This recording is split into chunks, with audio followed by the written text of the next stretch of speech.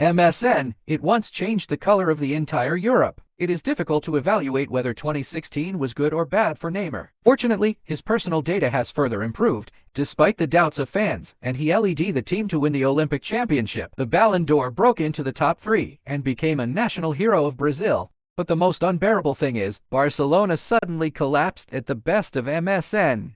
After the start of the 15-16 season, Barcelona, as the defending champions of La Liga and Champions League, was the strongest powerhouse in the first half of that season. At the FIFA awards ceremony at the end of the year, Messi won the Ballon d'Or, while Neymar ranked third, which is also his highest ranking. Barcelona first achieved a double-line 8-game winning streak in the autumn of 2015, and then in the spring of 2016, they won 18 games and drew 2 draws in 23rd-line matches. We won 7-0 against Valencia, 6-0 against Bilbao, 6-0 against Getafe, 6-1 against Celta, 6-1 against Roma, creating a miracle of 39 unbeaten games across multiple lines. The powerful firepower and fierce momentum have caused the entire Europe to change color. In the first leg of the national derby, Messi was injured and did not even start. What about Neymar's data? A brilliant goal, a heel assist, 3 dangerous shots. If it weren't for Neymar and Suarez's poor footwork, the score might have been even bigger. However, any changes during the long season could result in losing the championship. Barcelona stayed in Japan for a week to participate in the Club World Cup.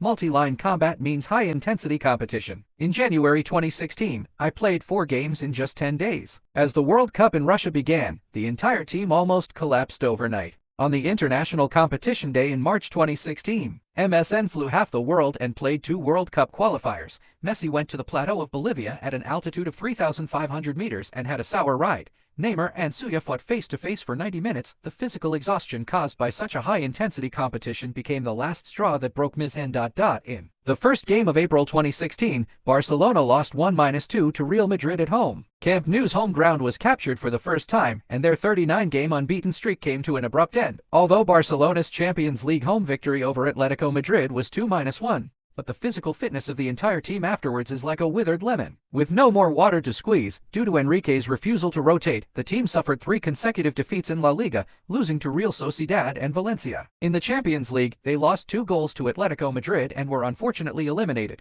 Barcelona's passing success rate throughout the game is just over 70%. It proves that the physical fitness of the frontcourt team has been exhausted.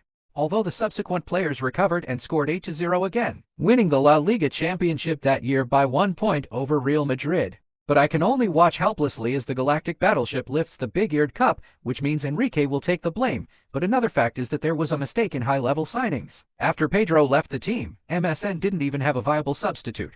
There is only one Müller left who can contribute to the risk. Winning the championship is a complex task, and there must be opportunities. After the end of the 15-16 season, although the veteran was unable to stop the erosion of time, although the data over there is still unknown and MSN is still the best trio, the opportunity for Barcelona to compete in the Champions League is actually gone.